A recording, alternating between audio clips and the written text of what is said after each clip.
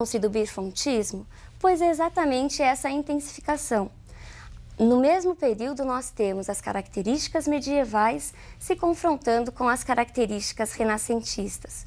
O barroco é a arte do exagero, é a arte do contraste.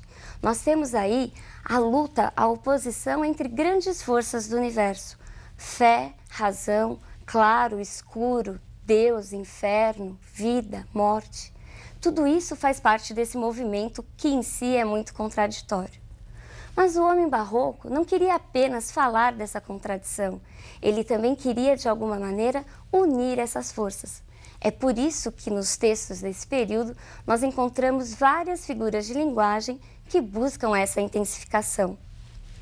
Passemos agora à próxima característica: a fugacidade. O homem barroco tem consciência da transitoriedade da vida. Ele sabe que o homem muda, a situação muda e que o mundo, de uma maneira geral, muda. É a consciência da efemeridade, do caráter efêmero que a vida humana possui. Passemos para a próxima característica: o pessimismo. Essa consciência da transitoriedade da vida provoca no homem barroco uma certa angústia, um certo movimento de crise. E a ideia da morte aparece como síntese dessa fugacidade, como síntese dessa vida passageira. O medo da morte e essa crise são responsáveis por algo que a gente chama de pessimismo, de contraditório. Em vários textos, nós temos aí então a morte como tema central. Passemos à próxima característica: o feísmo. O feio, na realidade, ele é o quê? O homem barroco mostrava grande apreço por cenas trágicas, por movimentos, por situações cruéis e dolorosas. Daí nós falarmos em feísmo. É muito comum o exagero de detalhes que torna a obra muito diferente daquilo que nós vimos no classicismo. Ocorre nesse momento a verdadeira ruptura entre os valores do classicismo e os ideais do barroco. Passemos agora à última característica: a tensão religiosa. Neste momento, nós temos o quê? A intensificação daquilo que nós já havíamos estudado no humanismo e no classicismo. Ou seja, as questões antropocêntricas, mais uma vez, se chocam com a visão teocêntrica medieval. Vejamos uma imagem que sintetiza essa ideia. A tensão barroca é provocada pelo choque dos ideais do antropocentrismo com os valores do teocentrismo. Falar em barroco é falar em vários aspectos que até então eram desconhecidos. O barroco apresenta duas faces principais. Vejamos quais são essas faces. Nós temos o cultismo e o conceptismo. O cultismo corresponde ao jogo de palavras, ao jogo de imagens. E por que esse jogo de imagens? O poeta, o autor cultista, estava muito preocupado com a forma. Daí o uso exagerado, muitas vezes, das figuras de linguagem. O cultismo também é conhecido como gongorismo, porque foi muito influenciado por um poeta espanhol chamado Luís de Góngora. O conceptismo, por sua vez, corresponde ao jogo de ideias, ao jogo de conceitos. E esse jogo visava o quê? O convencimento e a argumentação, e sempre pautado no raciocínio lógico. Ele também é chamado de quevedismo, porque também foi influenciado por um poeta espanhol chamado Francisco de Quevedo. Esse jogo de ideias, esse jogo de palavras, apresenta várias explicações. As duas mais plausíveis dizem respeito à primeira, justamente porque o barroco gostava dessas contradições, e a outra porque o poeta do período tentava de alguma maneira driblar aí a Inquisição, a Igreja Católica, que no período censurava e muito as produções. Neste período, nós temos a figura de Padre Antônio Vieira, considerado o representante do barroco em Portugal. Alguns autores dizem que Padre Vieira, juntamente com Gregório de Matos, são representantes da literatura barroca, mas no Brasil. Mas já outros estudos mostram que, mesmo estando no Brasil, escrevendo no e sobre o Brasil, o Padre Antônio Vieira ainda apresentava a visão do homem europeu, a visão ainda do colonizador. Sua principal obra é o Sermão da Sexagésima, uma obra considerada metalinguística, ou seja, ele se utiliza do próprio sermão para explicar, para ensinar a arte de construir sermões. Nessa arte, neste texto, nessa obra, ele critica os exageros do cultismo, daqueles que estavam preocupados com o jogo das palavras. Ele é mais voltado para a concepção do conceptismo, para a visão do conceptismo. E no Brasil? O que será que acontecia no Brasil enquanto em Portugal nós tínhamos o barroco? Vejamos a próxima imagem que nos mostra o que é que estava acontecendo no Brasil. Neste período nós temos o quê? A chegada dos colonizadores. É o início da colonização brasileira. Aí nós temos um quadro que retrata a primeira missa celebrada em solo brasileiro. Vejamos agora uma outra cena, que também mostra quem é que estava no Brasil com a chegada dos portugueses. Neste período não havia uma população que soubesse ler e escrever. Basicamente, a população do Brasil era formada pelos indígenas. Neste período, nós não falamos de uma literatura brasileira propriamente dita. O que nós tínhamos até então eram relatos de viagens que traziam as características étnicas, culturais e que falavam basicamente das novas descobertas. Por isso, elas se aproximam muito mais de um caráter histórico do que de um caráter literário. Aos poucos, começam a surgir também, isso pelas mãos dos jesuítas, as primeiras manifestações em prosa, poesia e teatro, principalmente com a figura de José de Anchieta. Mas sempre essas produções apresentavam a visão do europeu e não uma visão genuinamente brasileira. Então, agora você já deve ser capaz de responder aquela nossa perguntinha inicial. Por que será que este símbolo oriental pode se relacionar com o barroco? O que foi o barroco? O barroco foi a busca da fusão, a busca do equilíbrio entre essas forças opositoras do universo. União e fusão que a filosofia oriental há muito já havia conseguido. E este diagrama, o diagrama do Yin-Yang, sintetiza justamente essa fusão. Ele significa a união das principais forças opostas do universo: claro, escuro, homem, mulher, trevas, luz. E o barroco foi isso, essa busca constante pela fusão. Então, a partir de hoje, toda vez que você vir esse símbolo nos brochinhos, nas roupas, nas camisetas que você usa, você de alguma maneira vai se lembrar das principais características do movimento barroco. Falar em barroco em Portugal é falar em Padre Antônio Vieira e é falar da literatura informativa ou da literatura de viagem que estava acontecendo no Brasil. Aproveite então este símbolo e guarde essas características. Por hoje é só e até a próxima aula.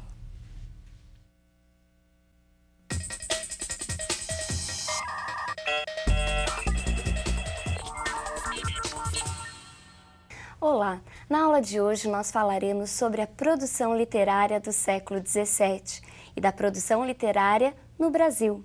Hoje falaremos do barroco em nossas terras. Assim como nós já vimos em outras aulas, as manifestações literárias são didaticamente divididas em grandes eras, e essas eras, logo em seguida, são divididas em movimentos menores, chamados estilos de época, movimentos ou escolas literárias. A literatura brasileira também apresenta essa divisão. Apresenta duas grandes eras. Vejamos quais são essas eras da literatura brasileira. A era colonial tem início com a chegada dos primeiros portugueses, lá por volta de 1500, e se estende até 1808, quando a família real chega ao Rio de Janeiro.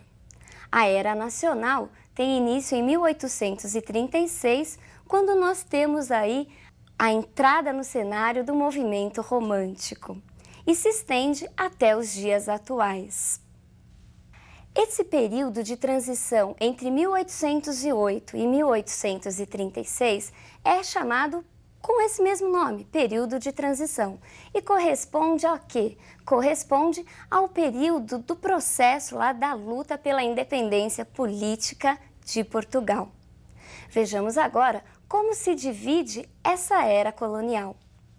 Passemos aos estilos dessa era colonial. Nós temos o quientismo, que tem início lá por volta de 1500, século XVI, o barroco, que tem início no século XVII e se estende até o século XVIII, e o arcadismo, que tem início no século XVIII e se estende até meados do século XIX. Como vimos na aula passada, os textos produzidos no Brasil por volta de 1500 não podem ser considerados manifestações realmente literárias. Eles se aproximam mais de textos históricos e correspondem aos textos que os portugueses escreviam sobre os relatos das viagens, sobre o que encontraram aqui em terras brasileiras. Ou então eram textos produzidos pelos jesuítas, mas voltados para a catequese. Toda essa produção é chamada de quinhentismo brasileiro. Não há um consenso quanto à primeira manifestação genuinamente brasileira. Alguns acham que o barroco foi essa manifestação. Outros, por sua vez, acreditam que só podemos falar em uma literatura realmente brasileira a partir do romantismo, ou seja, a partir do século XVIII. Mas numa coisa todos os estudiosos concordam. É no barroco que encontramos não só o primeiro, mas um dos mais talentosos poetas do Brasil, é o grande Gregório de Matos. O movimento barroco no Brasil tem início em 1601, com a publicação do poema Prosopopeia de Bento Teixeira, e tem aí um longo período, ele se estende até meados do século XVIII, quando ocorre a fundação da Arcádia Ultramarina, lá em Vila Rica, em Minas Gerais, e também é o período, tem como marco também a publicação das obras poéticas de Cláudio Manuel da Costa.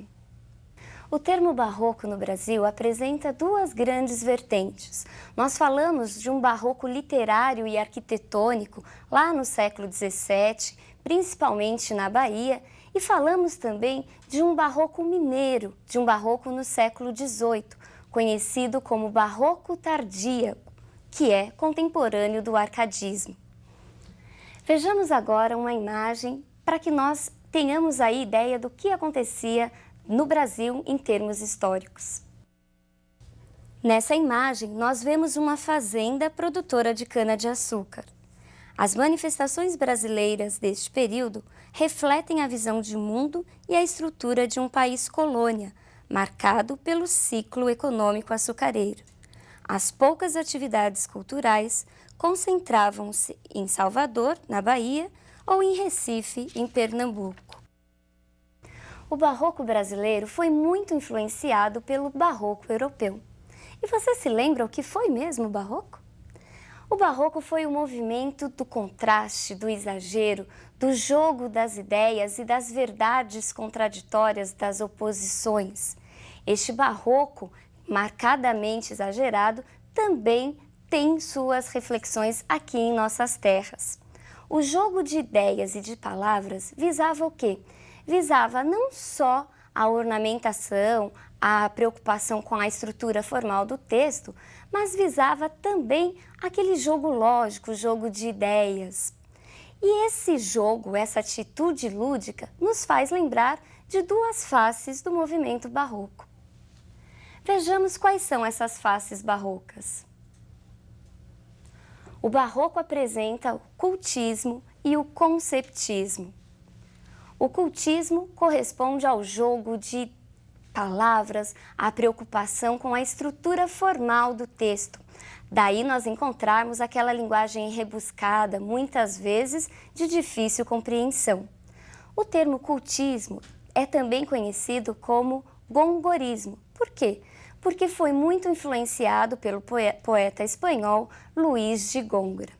Já o conceptismo corresponde ao jogo de ideias, de conceitos, através de um raciocínio lógico. E visava o quê? Visava à persuasão, ao convencimento. O conceptismo é também conhecido como quevedismo, por ter sido influenciado pelo também espanhol Quevedo. O cultismo e o conceptismo também influenciaram nossos autores. Vejamos quais são os autores barrocos. Nós temos Bento Teixeira, o autor do primeiro poema barroco brasileiro, Prosopopeia. Temos Padre Antônio Vieira, que escreveu tanto no Brasil quanto em Portugal, e temos a grande figura de Gregório de Matos. Bento Teixeira destaca-se principalmente por ter sido o primeiro, por ter sido o autor do poema Prosopopeia. Mas esse poema não foi muito reconhecido nessa época colonial. Ele assemelha-se muito aos Lusíadas de Camões, é uma espécie de imitação, o que era muito comum no período. Ele também é escrito em versos decassílabos e apresenta oitavas. Já o Padre Antônio Vieira, como vimos, ele, embora escrevendo no Brasil, apresentava ainda a visão do branco do colonizador europeu. A grande figura realmente é Gregório de Matos. Vejamos então a imagem desse nosso grande autor barroco. Gregório de Matos, filho de uma família abastada, nasceu na Bahia, mas foi para Portugal, onde se diplomou em Direito. De volta ao Brasil, firma-se como o primeiro poeta brasileiro. Assim como outros poetas, Gregório de Matos teve uma vida atribulada e polêmica, marcada por grandes atribulações e conflitos com pessoas importantes da época. Graças à sua linguagem maliciosa, ferina e muitas vezes direta, Gregório de Matos recebeu o apelido de Boca do Inferno. Quanto à autenticidade de sua obra, pouco se sabe. Por quê? Porque Gregório de Matos não publicou nada em vida. Ele não deixou nenhum texto autografado, nenhum texto escrito de próprio punho. O que se sabe, nós devemos a quem? A Academia Brasileira de Letras, que no século XIX fez uma coletânea com os seus principais textos, com sua obra. E aí nós temos 6 volumes com a obra de Gregório de Matos. O dualismo, o exagero, essa ambiguidade barroca também está presente neste poeta. Vejamos quais são suas principais características. Dualismo, insatisfação, fugacidade e ousadia. Refletindo o dualismo barroco, oscilou entre o sagrado e o profano. Ora demonstrava aversão pelo sagrado, pelo religioso, escrevendo textos sensuais e pornográficos, ora seus poemas apresentavam uma profunda devoção a Deus e aos santos. Insatisfação. Gregório de Matos foi um poeta insatisfeito com a vida na colônia e com a sua inadaptação ao ambiente baiano, que frequentemente era criticado em suas obras. Fugacidade. Gregório de Matos deixou claro sua consciência sobre a transitoriedade da vida. Seus textos mostram frequentemente as vaidades humanas como insignificantes e passageiras. A ousadia. Ao contrário do padre Antônio Vieira, que apresentava um caráter mais conservador, com uma visão mais europeia, Gregório de Matos é considerado um poeta inovador e irreverente. Mesmo adepto do cultismo, também cultivou o jogo de ideias presente no conceptismo. Embora conhecido basicamente como um poeta satírico, criticando as pessoas de seu tempo e as instituições, Gregório de Matos apresenta uma vasta obra. Vejamos as suas principais produções, em que gêneros ele mais se destacou. Sua obra se divide em poesia lírica e poesia satírica, e a poesia lírica, por sua vez, se divide em sacra, amorosa e encomiástica. A poesia sacra é também chamada de poesia religiosa e apresentava o conflito entre o mundo, entre a vida terrena e a vida e os valores espirituais. Gregório de Matos oscilava sempre entre esses dois mundos. Vejamos agora um exemplo da sua poesia religiosa. Esta razão me obriga a confiar que, por mais que pequei neste conflito, espero em vosso amor de me salvar. Na poesia amorosa, nós encontramos o dualismo barroco, nós encontramos a oscilação entre o amor espiritual e o amor carnal. Vejamos um fragmento dessa poesia. Ardor em firme coração nascido, pranto por belos olhos derramado, incêndio em mares de água disfarçado, rio de neve em fogo convertido. Tu, que em um peito abrasas escondido, tu, que em um rosto corres desatado, quando fogo em cristais aprisionado, quando cristal em chamas derretidas.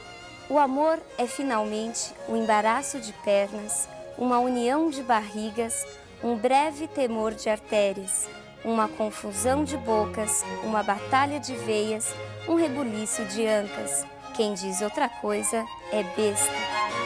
Perceberam a diferença? No primeiro, um amor espiritualizado, no segundo, um amor mais carnal. Gregório de Matos também escreveu a poesia encomiástica, ou seja, aquela poesia destinada à bajulação das pessoas importantes de seu tempo. Ele também escreveu, e é por isso que é muito conhecido, as suas famosas poesias satíricas, em que criticava não só as pessoas da época, mas principalmente a exploração de Portugal nas terras brasileiras. Vejamos agora um exemplo de sua poesia satírica. Que os brasileiros são bestas e estão sempre a trabalhar, toda a vida por manter maganos de Portugal. Maganos aí são quem? São as pessoas, os próprios portugueses que estavam lá para enganar, para explorar a nossa terra, para explorar o Brasil. Bom, pessoal, falar em barroco brasileiro é falar neste grande personagem, é falar em Gregório de Matos, conhecido por muitos como Boca do Inferno. Por hoje é só e até a nossa próxima aula.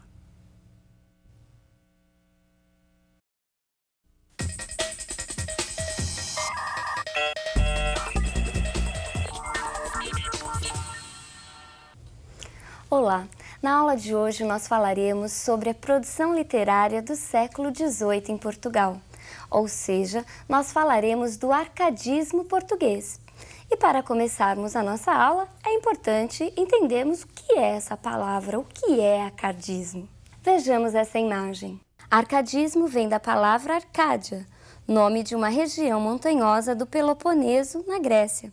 Essa região era considerada, no plano mitológico, como o lugar de morada dos deuses, e no plano real, Arcádia era uma região habitada por pastores, que, além do pastoreio, dedicavam-se à poesia. Mas você deve estar me perguntando, Edna, qual a relação disso com a literatura?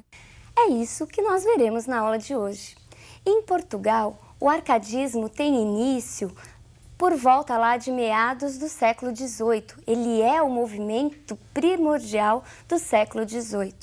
Ele começa com a fundação da Arcádia Lusitana e se estende até 1825, quando nós temos a publicação do poema Camões, de Almeida Garré, que marca o início do romantismo em Portugal. O contexto histórico do arcadismo é um contexto muito importante, é um contexto de muitas transformações. Neste momento, nós temos aí um grande movimento chamado Iluminismo. Iluminismo, como o próprio nome já sugere, é um movimento que tem por objetivo iluminar, clarear os valores e as verdades do período. Mas essa iluminação sob a luz da ciência e da razão. Tudo isso, de alguma maneira, acaba se refletindo na produção literária do período. No arcadismo, nós conseguimos, muitas vezes, aquilo que o barroco sempre se propôs, a fusão entre fé e razão. Neste momento, nós temos o surgimento das Arcádias. E o que foram essas Arcádias? As Arcádias foram grupos de poetas que se reuniam com o objetivo de retomar, de redescobrir o equilíbrio e a sabedoria da antiguidade greco-latina, da antiguidade clássica de até então. A Arcádia Lusitana representou principalmente um movimento de rebeldia contra os valores barrocos. Vejamos o símbolo dessa Arcádia. Inutilia truncat é uma frase latina que significa cortar as inutilidades e, como sugere o desenho, do próprio instrumento cortante, numa clara referência ao corte aos exageros do barroco. Os poetas do arcadismo buscavam uma recuperação dos valores da antiguidade greco-latina e, como nós vimos, os clássicos, os antigos, eles eram o quê? Eram considerados símbolos da sabedoria e do equilíbrio. É por isso que nós também chamamos o arcadismo de neoclassicismo. Neo significa novo, novo classicismo, uma retomada de todos esses valores. Daí a palavra arcadismo, mas é de arcadismo com classicismo. A palavra arcadismo, como vimos, vem do termo Arcádia. E a Arcádia, morada dos pastores, era o sinônimo desse equilíbrio, dessa tranquilidade, dessa vida em contato com a natureza. Por isso, os poetas do arcadismo muitas vezes adotavam pseudônimos ligados à vida bucólica e ao pastoreio. Tudo isso acaba se refletindo na produção literária do momento. Vejamos agora as principais características do arcadismo. Equilíbrio. Os árcades propunham o retorno aos modelos clássicos, porque neles encontravam o equilíbrio dos sentimentos por meio da razão. A razão era vista como a força controladora dos excessos. O arcadismo, ao contrário do barroco, buscava uma linguagem simples, com períodos diretos e vocabulário fácil, sem o uso excessivo de figuras de linguagens, cortando tudo o que fosse inútil e exagerado. Para eles, a literatura deveria ter um caráter mais didático, contribuindo para a formação da consciência. Os árcades exaltavam a simplicidade, a humildade, e para eles isso só seria possível se eles estivessem em contato com a natureza. Vejamos a segunda característica, o bucolismo. Inspirados pelo preceito do poeta latino Horácio, fugere urbem, fugir da cidade, da civilização, os árcades acreditavam que somente no contato com a natureza, com o locus amenus, lugar ameno, o homem poderia alcançar o equilíbrio, a sabedoria e a espiritualidade. Numa época em que acontecia o crescimento das cidades, principalmente impulsionado pelo grande e acelerado desenvolvimento industrial, os árcades pregavam um retorno à vida no campo, um retorno ao contato com a natureza. Daí serem frequentes os temas relacionados à atividade pastoril e à natureza. É importante notarmos que a natureza para o árcade não era uma natureza realmente, ela era artificial. Os árcades continuavam nas cidades, nos grandes centros, e usavam a natureza apenas como uma moldura para suas composições. Neste período, é importante falarmos no fingimento poético do arcadismo, considerado aí por vários estudiosos. Passemos agora a outra característica deste período. O convencionalismo corresponde às frases feitas, aos clichês, aos lugares comuns. Passemos agora para a última característica do arcadismo. O carpe diem, o aproveite o dia, o curta o momento. O carpe diem é uma filosofia que faz parte de quase toda a história literária ocidental. Nós já vimos o Carpe Diem no movimento barroco. Só que no barroco, esse Carpe Diem apresentava mais um sentido negativo. Por quê? O barroco se preocupou mais com a fugacidade da vida, mas pensando na morte, na ideia da terminalidade. Já os Árcades usam o Carpe Diem de uma maneira mais positiva. O poeta, o pastor, chama a amada, a pastora, para que juntos aproveitem o dia, para que juntos curtam os momentos. Dentre os poetas árcades de Portugal, o que mais se destacou foi Manuel Maria Barbosa do Bocage, ou simplesmente Bocage. Vejamos sua imagem. Bocage teve uma vida muito conturbada e, após alguns anos de estudo, dedicou-se à vida boêmia e passou a frequentar os bares portugueses e a conviver com prostitutas, marinheiros, vagabundos e com algumas poucas pessoas de nível social e literário mais elevado. Era conhecido como aventureiro e arruaceiro, e assim como Camões, também era soldado e fez o percurso marítimo lá do caminho para as Índias, chegou inclusive a viver em algumas colônias de Portugal no Oriente. As semelhanças são tantas que o próprio Bocage chega a escrever sobre elas. Vejamos esse próximo soneto. Camões, grande Camões, quão semelhante acho teu fado ao meu quando os cotejo. Igual causa nos fez, perdendo o tejo, arrostar com sacrilégio gigante, como tu, junto ao Ganges sussurrante, da penúria cruel no horror me vejo. Como tu, gostos vãos que em vão desejo, também carpindo estou, saudoso amante. Lúdibril como tu, da sorte dura, meu fim demando ao céu pela certeza de que só terei paz na sepultura. Modelo meu tu és, mas ó tristeza, se te imito nos transes da aventura, não te imito nos dons da natureza. Bocage, como outros tantos poetas árcades, adotou um pseudônimo pastoril. Assinava seus textos com o nome de Eumano Sadino. Eumano é um anagrama de seu primeiro nome, Manuel. E o que é um anagrama? É justamente essa troca de letras de uma palavra primeira. Vejamos como isso acontece. Da palavra Manuel, Bocage tirou a palavra Eumano. E Sadino é uma referência ao rio Sado, que corta a cidade de Setúbal, onde o poeta nasceu. Os estudiosos costumam dividir sua obra em dois momentos, um momento lírico e um momento satírico. Sua poesia lírica se mostra presa aos preceitos, aos valores do arcadismo. Aparecem em seus textos os pastores, as pastoras e as cenas naturais. Bocage também se dedicou à poesia encomiástica, aquela destinada à bajulação das pessoas importantes de seu tempo. Conta a história que Bocage viveu meio que dependente das pessoas da corte, assim como faziam os bobos na Idade Média. Sua sátira é uma sátira direta, voltada não só para as pessoas de sua época, mas principalmente para o absolutismo, quer seja ele político ou religioso. Bocage chegou a criticar até os seus próprios colegas árcades.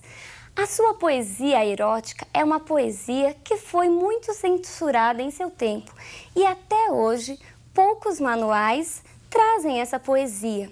Essa poesia é marcada por uma linguagem direta, maliciosa, trazendo muitas vezes cenas de atos obscenos. Mas é como um poeta pré-romântico, como um poeta contrário ao convencionalismo, à pouca expressividade do período anterior, e desse arcadismo também, é que Bocage se destaca. Em seus textos, muitas vezes as cenas pastoris são substituídas por expressões e sentimentos negativos. Vejamos agora um desses textos que mostram esse novo Bocage, um Bocage pré-romântico. Sobre estas duras cavernosas fragas, que o marinho furor vai carcomendo, me estão negras paixões n'alma fervendo, como fervem no pego as crespas vagas. Razão feroz o coração me indagas, de meus erros a sombra esclarecendo, e vás nele, ai de mim, palpando e vendo de agudas ânsias venenosas chagas. Cego a meus males, surdo a teu reclamo, 1000 objetos de horror com a ideia eu corro. Solto gemidos, lágrimas derramo. Razão, de que me serve o teu socorro? Manda-me não amar, eu ardo, eu amo. Dize-me que sossegue, eu peno, eu morro. Pois então, pessoal, hoje nós vimos as características do arcadismo em Portugal e falamos um pouquinho do grande poeta, da grande figura que foi Bocage para todo o arcadismo em Portugal. Por hoje é só e até a nossa próxima aula.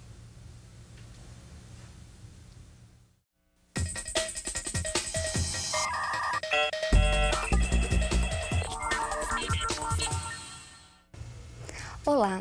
Na aula de hoje nós falaremos sobre o movimento literário do século XVIII no Brasil, ou seja, nós falaremos do arcadismo brasileiro. E para falarmos do arcadismo brasileiro, é importante que você se lembre do que foi o arcadismo em Portugal e de suas principais características. O arcadismo foi o quê? Foi um movimento de rebeldia contra os exageros do barroco. O arcadismo visava a restauração da sobriedade e da simplicidade clássica e renascentista. Vejamos uma imagem que tem tudo a ver com o Brasil no período do arcadismo. A cidade de Vila Rica, atual Ouro Preto, em Minas Gerais, foi a sede dos principais acontecimentos do século XVIII. Assistiu ao ciclo da mineração, à Inconfidência e à grande produção dos poetas árcades. Vila Rica também foi palco do grande artista plástico, escultor e arquiteto deste período. Essa figura é Antônio Francisco Lisboa, o nosso Aleijadinho.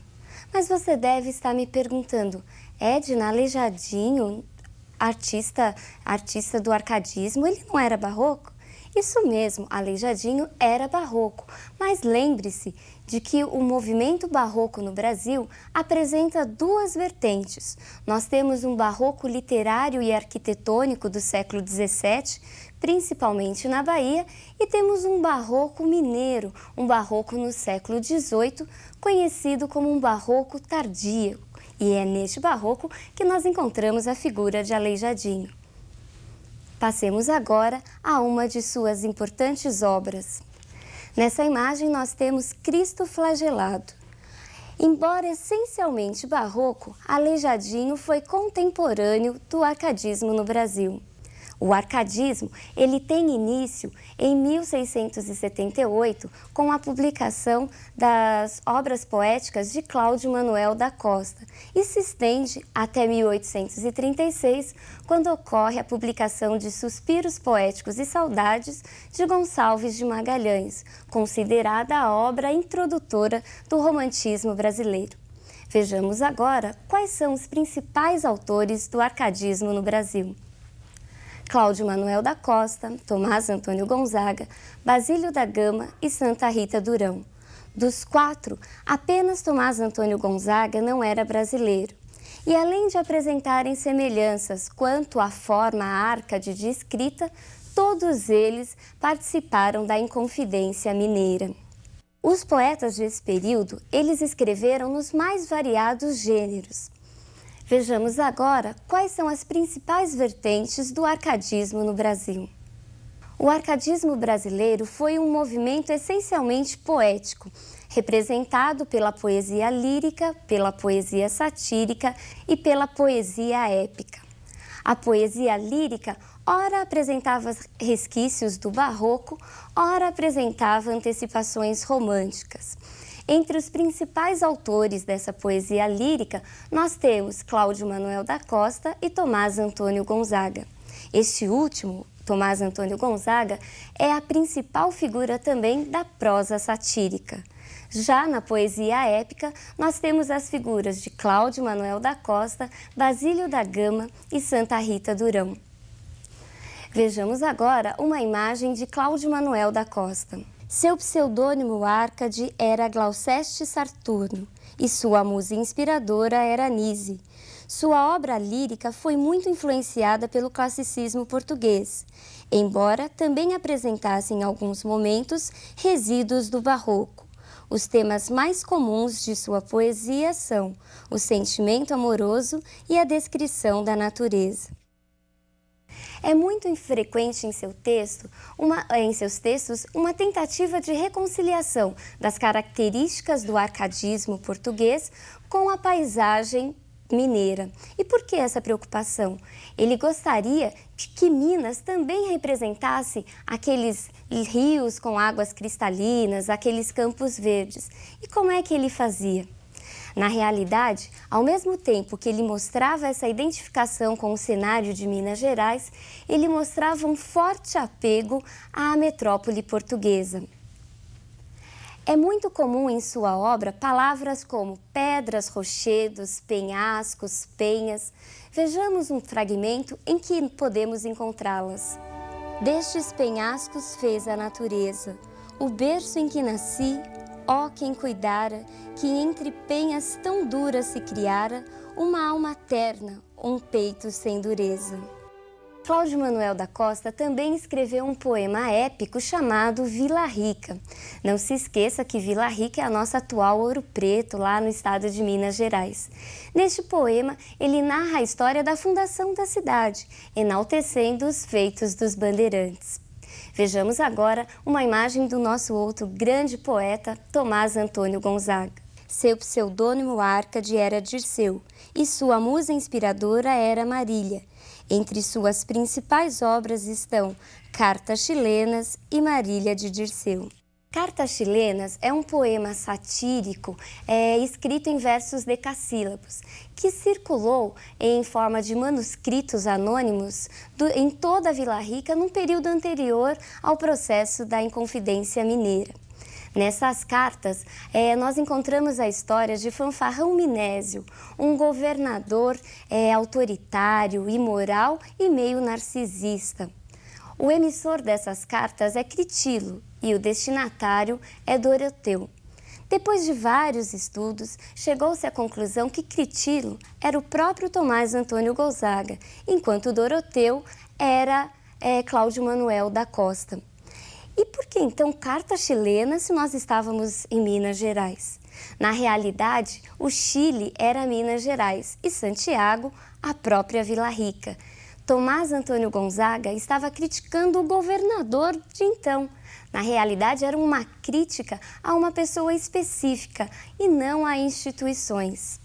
Marílias de Dirceu é sua obra também muito conhecida. Segundo a história, foi uma das obras mais publicadas em língua portuguesa. E as liras contam a história baseada no amor verdadeiro entre Tomás Antônio Gonzaga e a jovem Marília Doroteia. E o que são mesmo as liras? As liras são composições poéticas em que se repete a cada estrofe um estrebilho ou um refrão.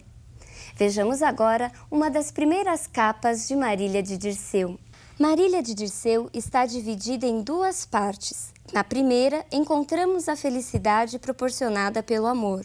Na segunda, num tom mais negativo, provocado pelos sofrimentos advindos da prisão, encontramos uma série de reflexões sobre a justiça humana e a lembrança da amada. Tomás Antônio Gonzaga realmente foi preso e degregado para Moçambique por sua participação na Inconfidência Mineira. Daí esse tom negativo, esse tom pessimista na segunda parte das liras de Marília de Dirceu. Outro grande poeta árcade é Basílio da Gama. Basílio da Gama tem como obra principal o poema épico O Uraguai. Cuidado que não é o Uruguai, mas sim o Uraguai. Esse poema épico, ele vai contar a história, ele vai narrar as lutas dos índios de 7 povos das Missões no Uruguai contra o exército luso-português. Este poema épico, ele não fica preso aos modelos da épica camoniana, muito pelo contrário. Enquanto Camões apresenta 10 cantos, Basílio da Gama constrói seu poema com apenas 5 cantos e não se utiliza também dos versos rimados, ou seja, seus versos são brancos. Também não há a divisão da obra aí em estrofes. Vejamos agora uma das primeiras capas do poema O Uruguai.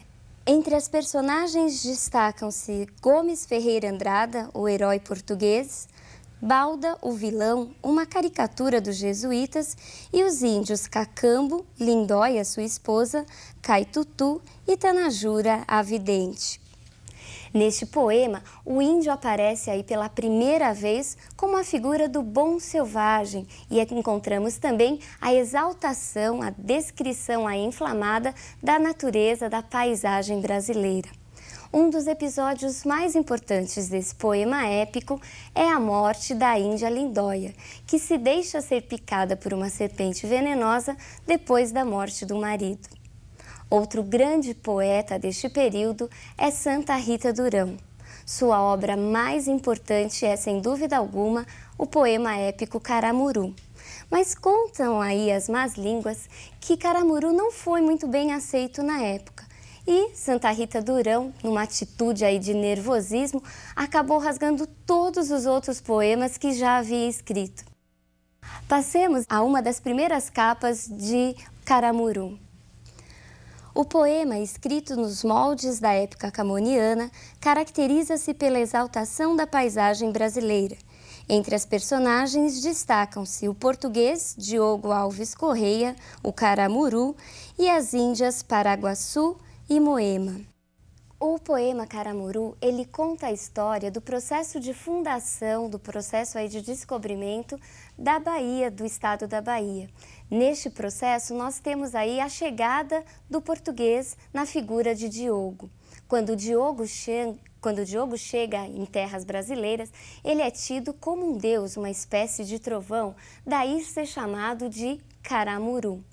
Todo esse poema ele foi escrito nos moldes da poesia camoniana, ou seja, apresentando 10 cantos, versos rimados e estrofes também, dividindo aí esses versos. O episódio mais famoso de Caramuru é o trecho que narra a morte da índia Moema. Vejamos uma imagem que ilustra e que é conhecidíssima deste episódio. Moema era apaixonada por Diogo, mas é Paraguaçu quem se casa com ele. Quando os dois estão indo para Paris, Moema se lança ao mar, nadando atrás do navio e acaba morrendo afogada. É importante lembrar que o arcadismo foi o movimento literário responsável pela primeira vez pelo início da busca de uma identidade realmente nacional para a nossa literatura. Mas, segundo alguns estudiosos, este início, essa busca, essa identidade nacional somente será alcançada na escola posterior, ou seja, no romantismo, onde os limites da colônia e da metrópole realmente começam a se firmar, a ficarem mais nítidos para todo mundo.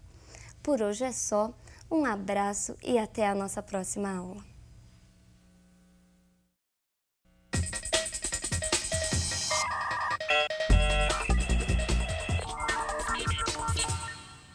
Olá!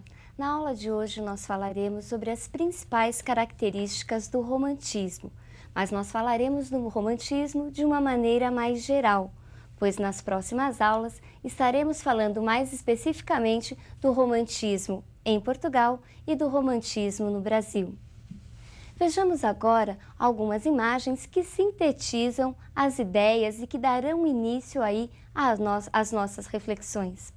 Nessa pintura do século XIX, nós vemos o jovem Adonis e Vênus, a deusa do amor e da beleza.